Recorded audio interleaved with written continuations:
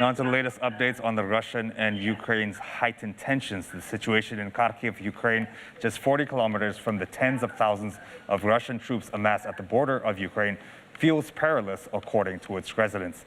Kharkiv is Ukraine's second largest city, and many believe it could be the first target if Russia decides to invade Ukraine. If Russia invades, some of Kharkiv's 1 million plus people say they will stand ready to defend their city against one of the world's greatest military powers.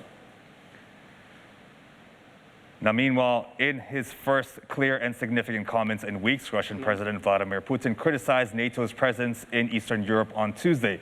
Putin expressed concerns that if Ukraine were to become a member of NATO and hypothetically a military operation were to begin on Crimea, which Russia annexed back in 2014, then Russia could be dragged into a war with the whole of NATO.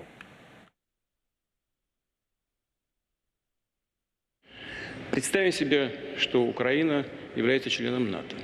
И напичкана оружием, стоят современные ударные системы, так же, как в Польше и в Румынии. Кто помешает? И начинает операции в Крыму. Сейчас не говорю даже про Донбасс. Это суверенная российская территория. Вопрос для нас в этом смысле закрыт.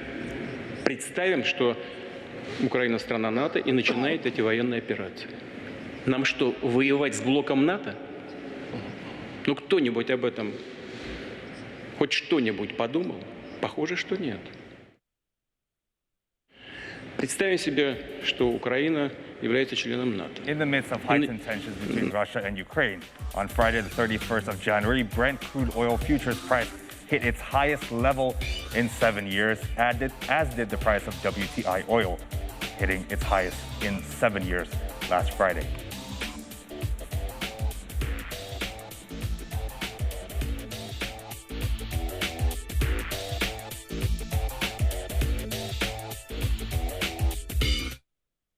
To discuss more on the market impact of the heightened tensions between Russia and Ukraine, we are joined by Dr. Yayan Satyaki, professor and researcher at the University of Padjadjaran, specializing in energy economics. Hi, Dr. Yayan. Thanks so much for joining us. So as we saw just now, crude oil prices reached the highest levels in 7 years last Friday. As we know, Russia is the world's second largest producer of oil. So explain to our viewers right now how the heightened tensions between Russia and Ukraine is pushing up oil prices. Okay. Good evening. Yes, that's correct. If we look at the data, there is a significant increase along with the Russia-Ukraine tensions in these years. On the other hand, if we compare different periods of tensions in 2014, the oil price has a more substantial impact than today. This tension is getting more attention because the domino effect of the pandemic that pushes the economy and increased energy price makes the oil price harder for the economy, especially for the European Union. Pandemic has halved the economy and energy supply in Europe, while the energy supply dominated by strong energy geopolitical power in the world. So the shortage of supply increased energy price in Europe, whereas the Europe economy is not fully recovered yet. Okay, now, Dr. Yan, so how will this impact Indonesians directly? Will it impact Indonesians at the gas pump, especially non-subsidized fuel? Are we going to see a big increase in fuel prices in Indonesia in the weeks or days to come?